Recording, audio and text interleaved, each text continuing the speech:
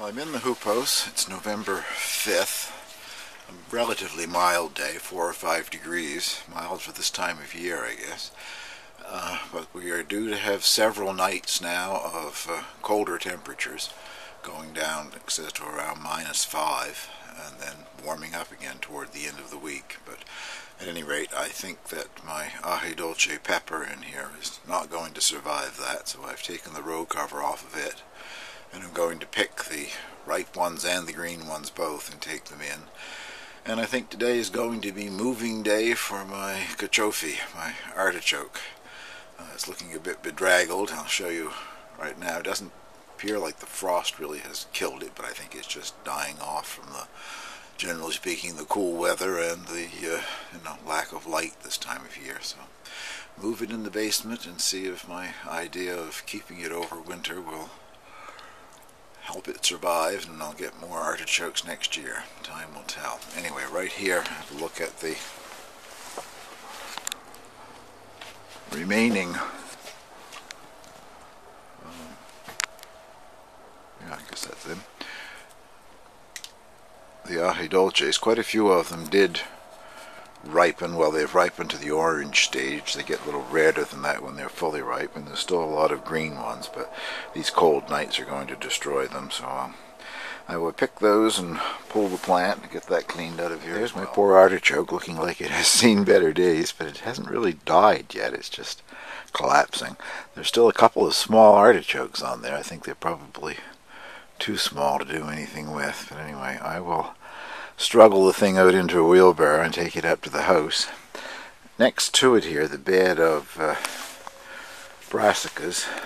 Some of them are still doing, they don't look like they're dying anyway. They're doing okay. The kale's still alright. I will cover those now with the row cover just to see if I can keep them going for a little bit longer. A couple of the kohlrabi are getting close to being the size that I could use, and I can use the kale. There's nothing happening at all with the cauliflower. And the cabbages have, in back there, they have tiny little heads, but, well, if I can always eat them, I guess, but they're not going to amount to much. And over on the other side here is my row of parsnips, and also had garlic in it earlier in the summer. Of course, the garlic's been harvested a long time ago. The parsnips have sort of collapsed partially, at least this side of them have, and some of the leaves, when I look at it from outside, the leaves that are up against the wall are turning yellow, but they're supposedly much sweeter after frost, and we've had a few frosty days, but it's been protected in here pretty well. So with these next few cold nights, I think I'll just leave them alone, and before I close this video off and post it, I'll probably harvest them, and also out in the garden my rutabagas or turnips or Swedes, whatever you want to call them. I haven't harvested those yet either, because they are also better after a few frosts. They've had frost, but the foliage out there still looks really good on them, so I'll let these few cold nights go by before I harvest them. And here, those are the wild grapevine that I propagated with cuttings last winter and spring. There's 8 of those peat pots in there, and I filled in around the peat pots with potting mixture earlier in the summer, so I'm sure the roots have come out through the pots and are in the potting mixed around them. But all 8 plants did really well. They've lost their leaves now, of course, and before the ground in here freezes, I will set that whole tray down 4 or 5 inches in the ground and bring them through the winter in here. In the spring, I'll move them out to locations where I want them. I'm thinking I may now put one on the side of the cabin, and the rest of them will just go under pine trees in places where I've already got the one that these cuttings came off of. Is a pine tree up at the top of my driveway that has that growing 25 or 30 feet up in the air. And this year the same birds must have arrived that did last year for the ripe grapes, because they took them a while to find them last year, but as soon as they ripened this year, they were gone in a day or two. So it's good wild bird feed, if nothing else. These things always sound so easy in the planting stage. That's heavy. I don't know what it weighs, but of course there's a lot of soil, plus the whatever the roots of the plant are underground there. But I managed to get it out of there and get it in the wheelbarrow. I'll have to lay it down in the wheelbarrow before I move it, or it'll fall down on the way to the house. But that's it, on its way for its winter storage. The time has moved on since I started this video. It's now a bleak and cool November 15th. We've had several hard frosts and a lot of cold nights. This is the rutabaga patch, or turnips if we call them here. And today I guess is going to be harvesting both the rutabagas and the parsnips. Frost is supposed to sweeten and improve both of them, but the nights are getting colder almost every night, and I'm scared we'll have a hard freeze and I'll lose them. They'll be destroyed. There are several sizes in here to the rutabagas. I think my problem again was that I planted too many in the space. I've never had much luck with them in the past, so I guess I was assuming I wouldn't this year either, but I did a couple of things different.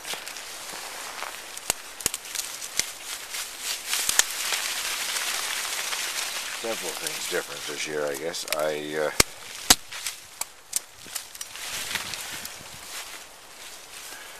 I used an organic balanced fertilizer.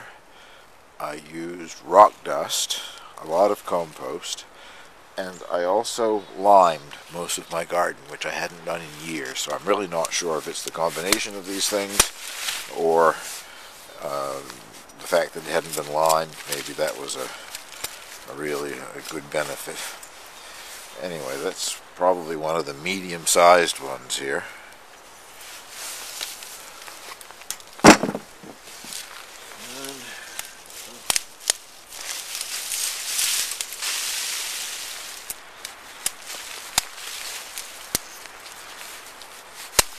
One a bit smaller.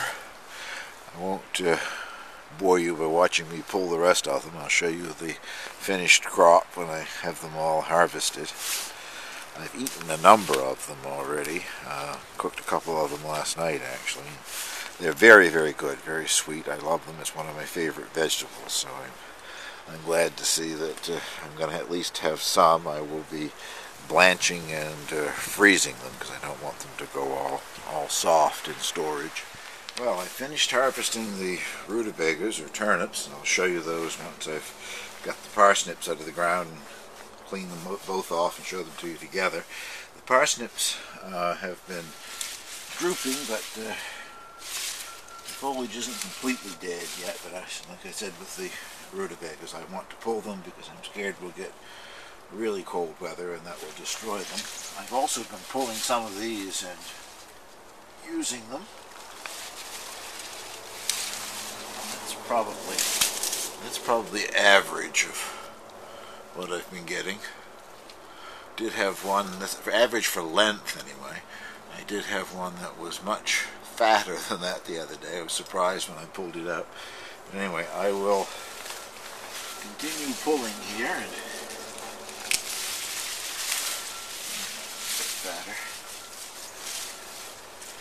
Once I finish the chore, I'll show you the harvest. And there's one that's a bit fatter and two that are smaller, so I guess there's no telling what the sizes will be. Well, the turnips and parsnips have been harvested, and before I take you up to the house to show you the cleaned up produce, I wanted to give you a little look at this. Almost 2 months ago today, I think it was the 14th of September, so that's a little over 2 months ago today, I guess. I used these gel pot things to try to root two different kinds of peppers, hot peppers, and I also put a cutting of rosemary in each one. And as I said, it's 2 months later. The rosemary clippings do have roots. I don't see any roots on the pepper plants. They haven't lost any leaves. So I don't know what that means. I'll just leave it alone and see if something does eventually happen. But it definitely is not a quick process. It's been 2 months. Last year when I rooted one of these pepper plants, I did it in soil in a propagator with rooting hormone, that sort of thing. It did root. It took 6 months. So I don't know. Maybe this will take 6 months or maybe it'll never root. But anyway, what I'm about to do is remove the rosemary cuttings.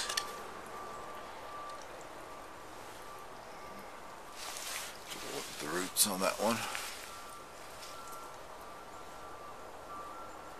And I'm going to pot them up, both cuttings in the same pot here. And my rooster's sounding forth out there.